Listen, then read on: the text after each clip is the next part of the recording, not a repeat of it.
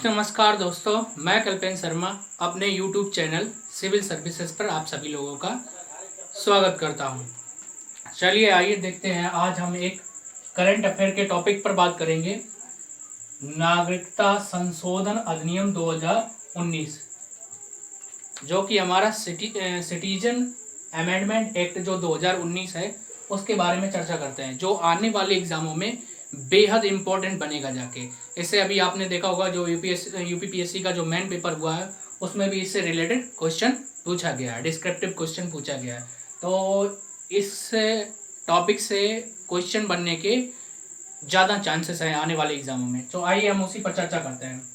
सबसे पहले बात करते हैं नागरिकता की। अगर हम बात करें तो नागरिकता जो है वो हमारे संविधान में भाग 2 के अंतर्गत आता है। मतलब जो नागरिकता दी गई है वो हमारे संविधान में भाग 2 के अंतर्गत है। अगर अनुच्छेद आपसे पूछा जाएगा तो अनुच्छेद 5 से 11 तक दिया गया है। मतलब हमारे संविधान में जो नागरिकता दिया गया है वो भाग 2 में और अनुच्छेद 5 से 11 तक अनुच्छेद में ये दिया गया है। अब बात करते हैं हमारे देश में जो नागरिकता प्राप्त करने की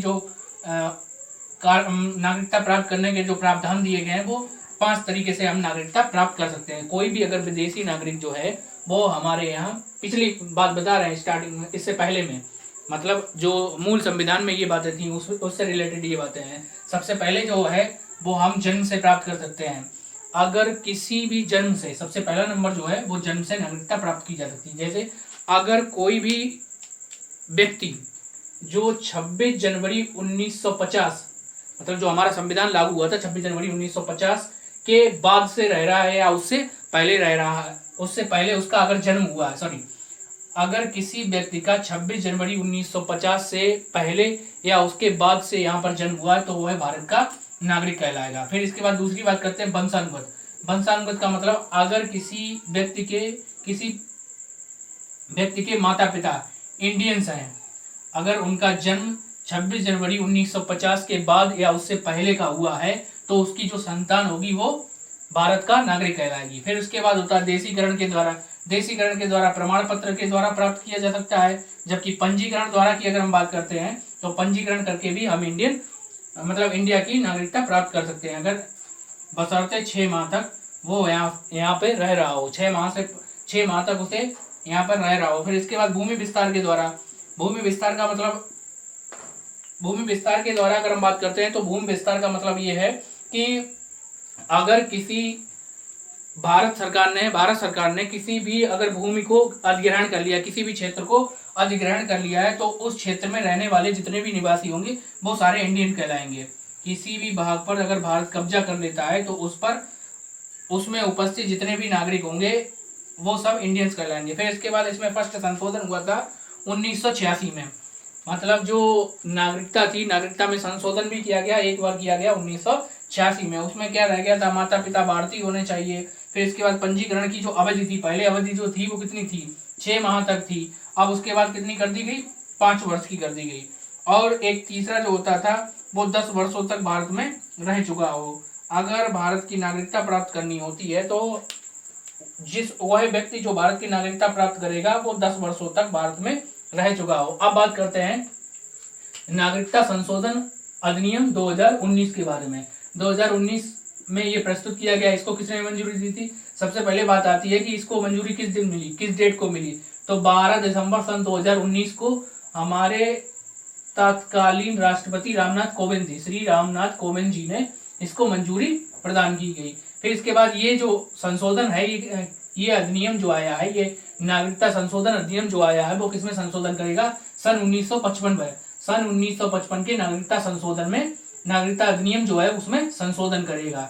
इसमें क्या है, इसमें जो 3 देश हैं, पाकिस्तान, अफगानिस्तान और बांग्लादेश, 3 देशों से आए हुए 6 समुदाय के लोग, हिंदू, जैन, बुद्ध, पारसी, ईसाई और सिख, मतलब इसमें 3 देशों से आए हुए हिंदू, जैन, बुद्ध, सिख, ईसाई और पारसी लोगों को, 3 देशों से आए हुए पाकिस्तान, अफगानिस्तान और बांग्लादेश से आए हुए लोगों को हम नागरिकता प्रदान करेंगे। ये संशोधन इसमें किया गया है जो 12 दिसंबर 2019 को रामनाथ कोविंद जी ने इसको मंजूरी दी गई।